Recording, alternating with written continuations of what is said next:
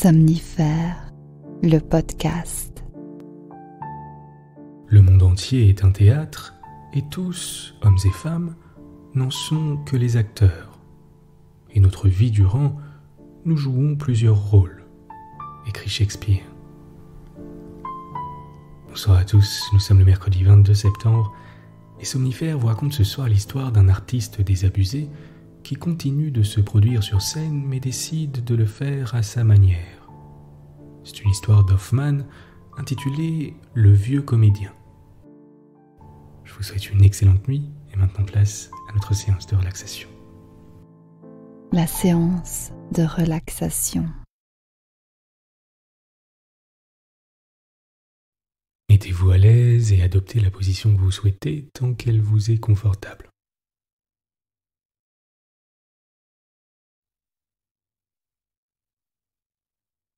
À présent, portez votre attention sur le sommet de votre tête et soyez simplement attentif aux sensations que vous ressentez à cet endroit.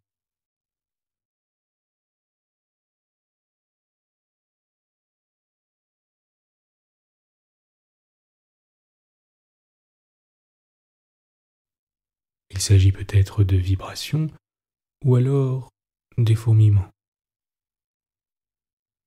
Observez avec curiosité ce qui se passe au niveau du sommet de votre tête.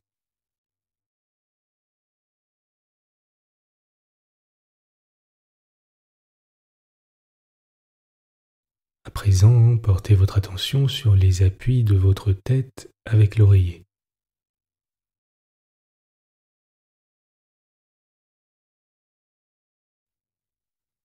C'est peut-être doux,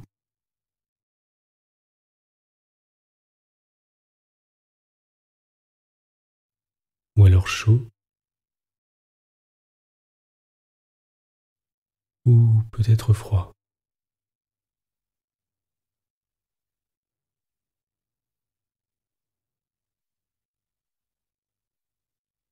Vous ressentez peut-être le tissu sur votre peau, ou alors peut-être simplement une douce pression. Observez simplement vos sensations avec curiosité.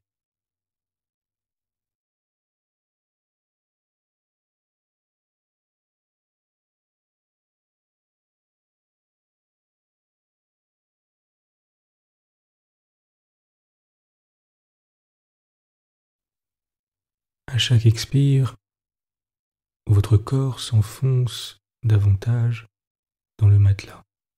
Votre esprit est plus léger.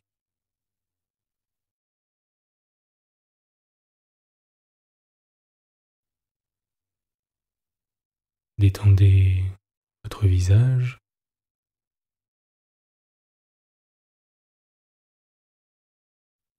Déplissez le front.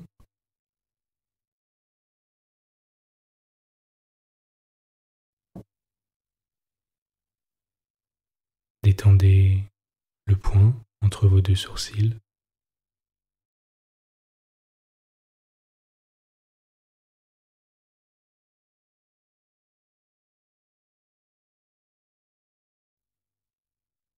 Votre nez.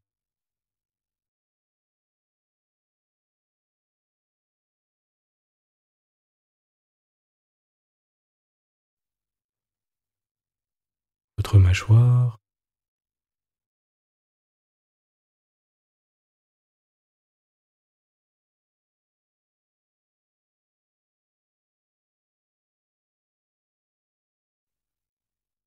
Votre langue.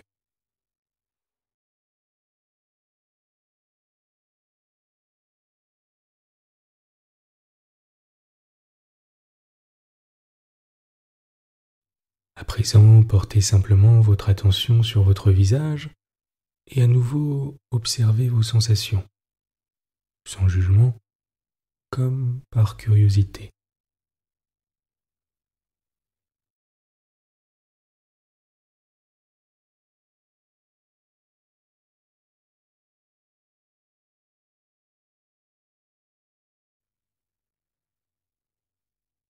Portez maintenant votre attention sur les sensations présentes dans la région de vos épaules et relâchez-les de tout leur poids.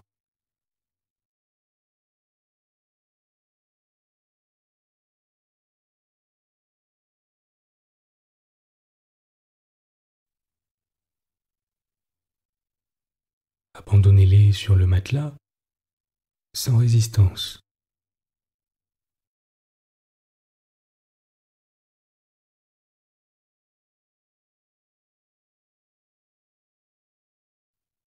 Portez votre attention sur votre épaule gauche et votre bras gauche, de haut en bas, en commençant par l'épaule.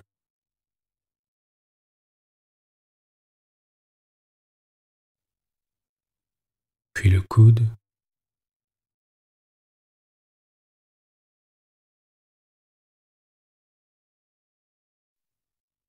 puis l'avant-bras.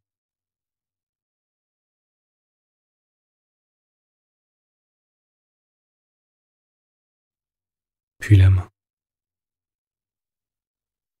Observez toute sensation de vibration, de picotement, de fraîcheur, de fourmillement, de confort.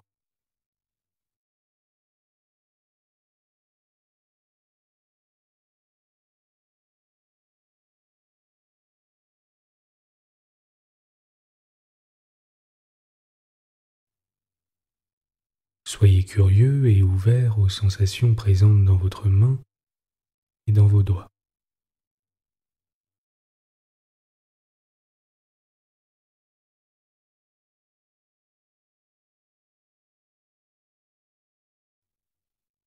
Laissez votre main se détendre complètement.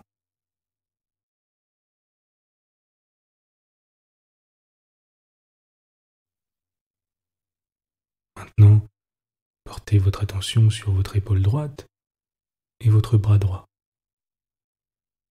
De haut en bas, commençant par l'épaule,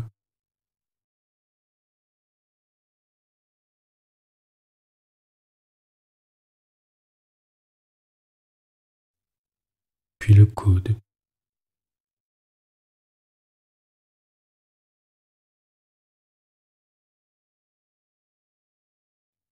puis l'avant-bras.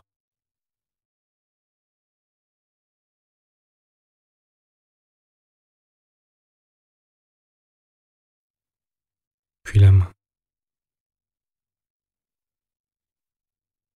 Portez toute votre attention sur votre bras droit et observez ce qui s'y passe.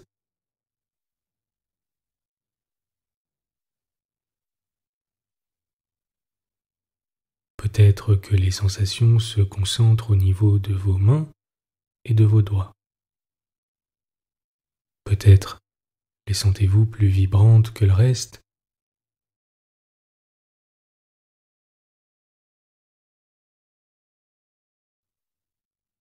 Laissez votre attention se tourner désormais vers votre dos.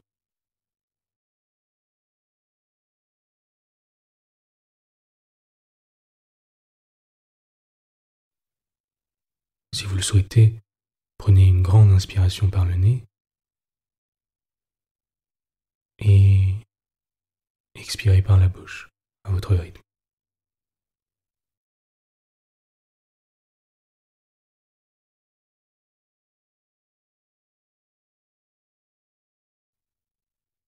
Portez votre attention sur le haut de votre dos,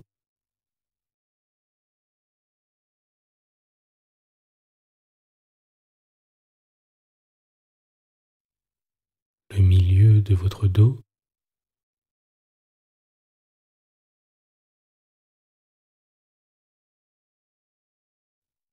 et les sensations dans le bas de votre dos.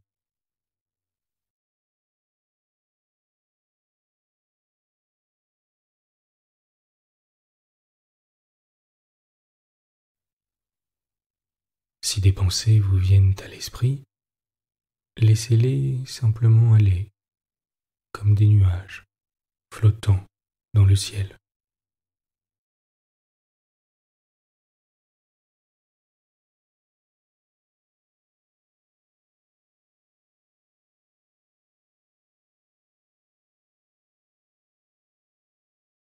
Portez votre attention sur votre poitrine,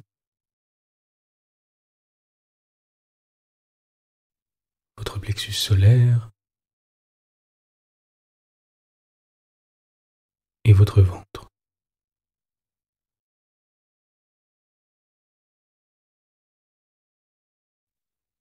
Si vous le souhaitez, commencez par respirer par le ventre afin de le masser.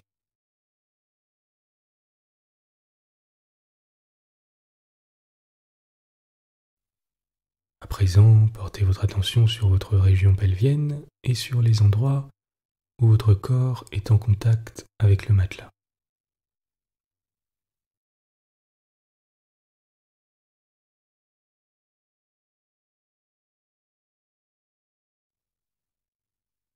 Portez doucement votre attention sur votre hanche gauche et sur votre jambe gauche, de haut en bas.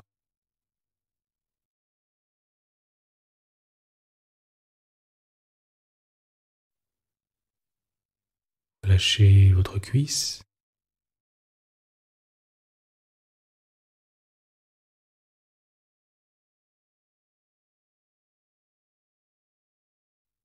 votre genou,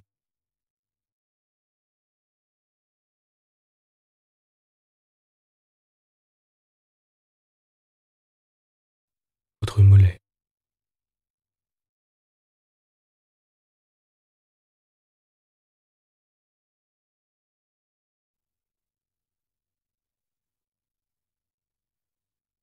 Observez simplement les sensations que vous pouvez y ressentir.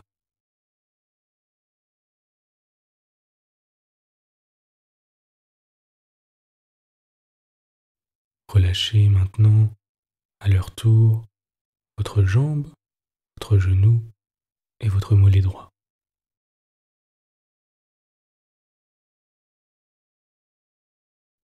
Relâchez votre hanche. Remarquez toutes les sensations que vous pouvez y ressentir.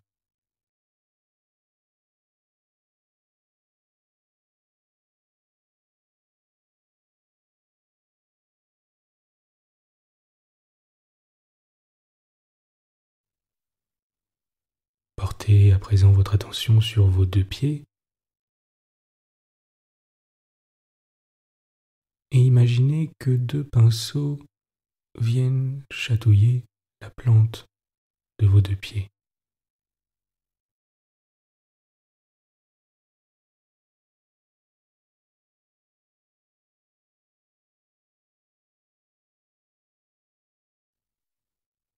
Ils semblent également former des lettres.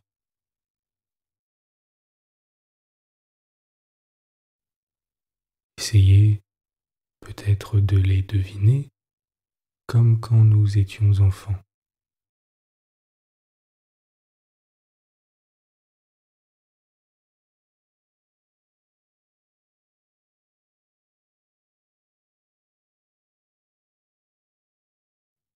Prenez à présent un moment pour ne rien faire d'autre que de constater votre état de détente, de tranquillité, et observez comme c'est agréable.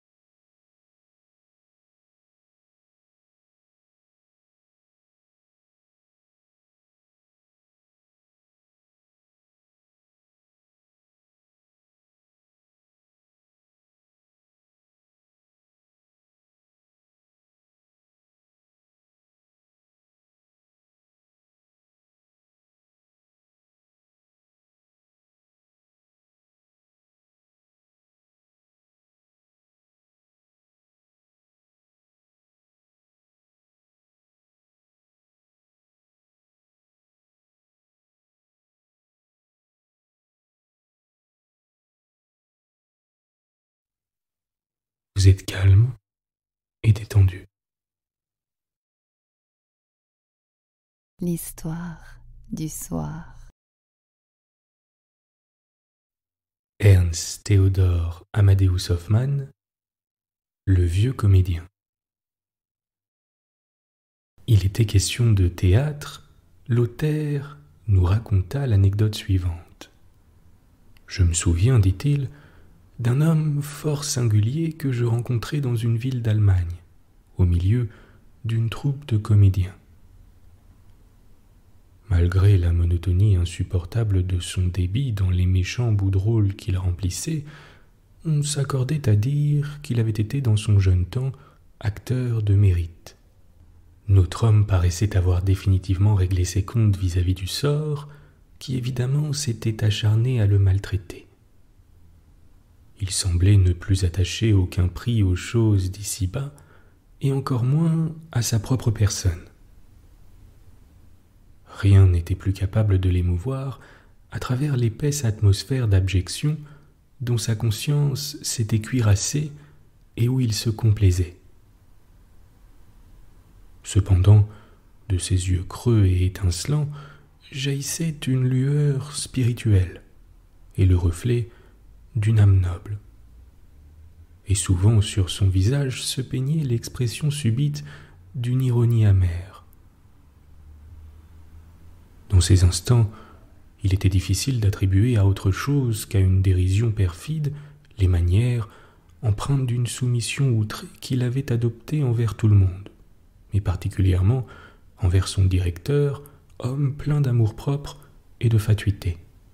Chaque dimanche, il avait l'habitude de venir s'asseoir à la table d'hôte de la première auberge de la ville, choisissant toujours la place la plus humble. Il était vêtu ce jour-là d'un habit propre et bien brossé, mais dont la couleur équivoque et la coupe encore plus étrange signalaient l'acteur d'une époque bien reculée. Il mangeait alors d'un bon appétit, quoiqu'il fût très sobre, surtout sous le rapport du vin, et qu'il ne vida presque jamais à moitié seulement la bouteille placée devant lui. S'abstenant de prononcer une seule parole, il s'inclinait humblement chaque fois qu'il buvait vers l'aubergiste qui l'admettait ainsi gratis le dimanche à sa table, à cause des leçons d'écriture et de calcul qu'il donnait à ses enfants. Il arriva qu'un dimanche, je trouvai toutes les places de la table d'hôte occupées, or une seule qui restait vacante auprès du vieux comédien. Je m'y assis avec empressement, dans l'espoir de réussir à mettre en relief les facultés d'esprit supérieur dont je le supposais doué. Il était très difficile, pour ne pas dire impossible, d'entamer cet homme qui s'échappait soudain quand on croyait le tenir, et se retranchait dans des protestations de déférence exagérées. À la fin, et quand je l'eus forcé avec beaucoup de peine à accepter quelques verres d'un vin généreux, il me parut s'animer un peu, et il parla avec une émotion visible du bon vieux temps du théâtre, temps hélas disparu, sans aucune chance de retour. On quitta la table, et quelques amis m'abordèrent. Le bonhomme voulait se retirer. Je le retins avec obstination, malgré ses humbles doléances sur ce qu'un pauvre acteur décrépit tel que lui n'était pas une société pour des gentilshommes aussi honorables, que les convenances lui faisaient un devoir de se retirer, que sa place n'était pas en semblable compagnie, qu'il ne pouvait guère y être toléré que pour la courte durée du repas, etc., etc. Enfin, ce fut non pas au pouvoir de mon éloquence, mais plutôt à la séduction irrésistible de l'offre d'une tasse de café et d'une pipe de tabac super fin dont j'étais muni, que je dois attribuer sa condescendance à mes sollicitations. Il nous parla avec autant d'esprit que de vivacité du vieux temps du théâtre. Il avait vu Eckhoff et joué avec Schroeder. Bref, nous acquîmes la conviction que cette morosité glaciale chez lui n'avait d'autre cause que la disparition d'une époque qui lui avait fermé le monde, où il vivait, se mouvait et respirait librement, et hors duquel il ne pouvait plus trouver ni sympathie, ni point d'appui. Et combien il nous surprit quand à la fin, devenu joyeux et plein d'abandon, il prononça, avec une expression énergique et pénétrante, les paroles du spectre dans Hamlet, d'après Schroeder, car il n'avait nullement connaissance de la traduction moderne de Schlegel. Tout cela pourtant est peu de chose auprès d'une scène, à mon avis sans pareille, et qui ne s'effacera jamais de ma mémoire. Ce que je viens de raconter, un peu longuement peut-être, n'en est que le prélude. Mon homme était obligé d'accepter une foule de rôles secondaires et de remplir dans les ridicules pièces à tiroir le misérable emploi du compère destiné à servir de plastron à l'acteur au travestissement. C'est ainsi qu'il devait jouer, quelques jours après notre entrevue, un rôle de directeur de théâtre dans les rôles à l'essai, que son véritable directeur lui-même, qui s'imaginait y devoir faire sensation, s'était arrangé à sa manière. Le jour venu, soit que notre entretien et la soirée dont j'ai rendu compte eussent réveillé son ancienne verve et son ardeur éteinte, soit que dans la matinée peut-être, comme on voulut le prétendre après, le vin eût retrempé les facultés de son âme, il parut, dès son entrée en scène, un tout autre homme qu'on ne le connaissait. Ses yeux étincelaient, et la voix creuse et cassée du vieillard hypocondre, décrépit, avait fait place à une basse accentuée et retentissante, pareille à l'organe de certains individus d'un âge mûr, et qui distingue par exemple ces oncles riches qui au théâtre exercent la justice poétique en dispensant à la vertu des récompenses et un châtiment à la folie. Le début de la pièce, toutefois, ne laissa soupçonner rien d'extraordinaire. Mais quelle fut l'extrême surprise du public quand, après une ou deux scènes de travestissement du directeur-acteur, notre homme inconcevable s'adressa tout à coup au parterre lui-même, avec un sourire sardonique, et lui tint à peu près ce langage. Est-ce que les très honorables spectateurs n'auraient pas comme moi reconnu du premier coup d'œil Monsieur le directeur? Est-il possible de vouloir baser la force de l'illusion sur la coupe d'un habit tantôt large, tantôt étroit, ou sur l'aspect d'une perruque plus ou moins fournie, et d'espérer par là faire valoir un chétif talent, dépourvu d'ailleurs de toute capacité, et semblable à un pauvre enfant qui languit privé du sein nourricier? Le jeune homme qui veut se faire passer à mes yeux avec tant de maladresse pour un artiste proté, pour un génie caméléonien, aurait au moins dû éviter de gesticuler incessamment d'une manière si exagérée, de se laisser retomber sur lui-même à la fin de chaque période comme une lame de couteau qui rentre dans le manche, et ne pas nasiller de la sorte en prononçant le plus petit R. Peut-être alors que les très honorables spectateurs n'eussent pas, ainsi que moi, reconnu notre petit directeur de prime abord, comme cela est arrivé, et ce qui fait grande pitié. Mais puisque la pièce doit durer encore une demi-heure, je veux avoir l'air jusqu'à la fin de ne m'apercevoir de rien, quelque ennuyeuse et déplaisante que soit ma tâche. Et à chaque nouvelle sortie du directeur, le vieux comédien contrefaisait son jeu avec ironie et de la façon la plus comique. On peut s'imaginer quel rire bruyant s'élevait de tous les coins de la salle. Notez bien, ce qui redoublait encore l'hilarité générale, que le directeur, occupé sans relâche de ces travestissements successifs, ne se douta pas un moment, jusqu'à la fin de la pièce, de la mystification dont il était l'objet. Peut-être bien le vieux railleur avait-il fait entrer dans son complot le tailleur du théâtre. Mais très positivement, un désordre malencontreux s'était mis ce soir-là dans la garde-robe du pauvre directeur. Il en résultait de bien plus longs intervalles de temps entre ces apparitions, et le vieux, sur qui retombait la charge d'occuper la scène, avait le champ libre pour accumuler les sarcasmes les plus amers contre son supérieur, et pour le contrefaire jusqu'au plus petit détail, avec une vérité grotesque qui provoquait dans le public une gaieté délirante.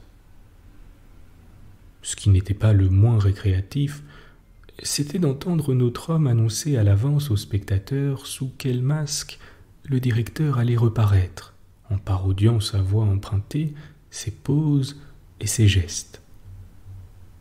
Alors, Celui-ci était accueilli à son entrée en scène par des éclats de rire universels, qu'il ne manquait pas d'attribuer avec une visible satisfaction à la réussite et à l'effet de son déguisement, tandis que c'était une manière d'applaudir à la ressemblance frappante du portrait dont le vieux venait de tracer l'ébauche. À la fin pourtant son stratagème dut être divulgué, et l'on peut se figurer l'exaspération du directeur, qui s'élança comme un sanglier furieux sur le pauvre comédien, fort embarrassé de se soustraire à ces mauvais traitements, et auquel il fut interdit absolument de remettre les pieds au théâtre. Mais en revanche, le public l'avait tellement pris de ce jour en affection et embrassa si vivement sa cause que le directeur, d'ailleurs confondu de ridicule, n'eut d'autre ressource que de fermer son théâtre et d'aller chercher fortune ailleurs. Plusieurs bourgeois respectables, et à leur tête l'aubergiste dont j'ai parlé, se cotisèrent et procurèrent au vieux comédien de quoi vivre convenablement, si bien qu'il put renoncer tout à fait à une profession qu'il tenait pour dégradée. Mais l'âme d'un acteur est pleine de bizarreries et de contrastes inexplicables. À peine un an fut-il écoulé que le vieillard disparut subitement, sans que personne pût savoir où il avait porté ses pas.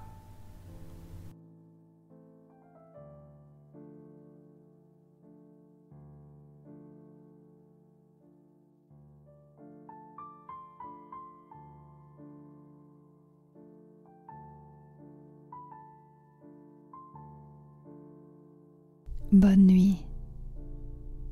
Bonne nuit.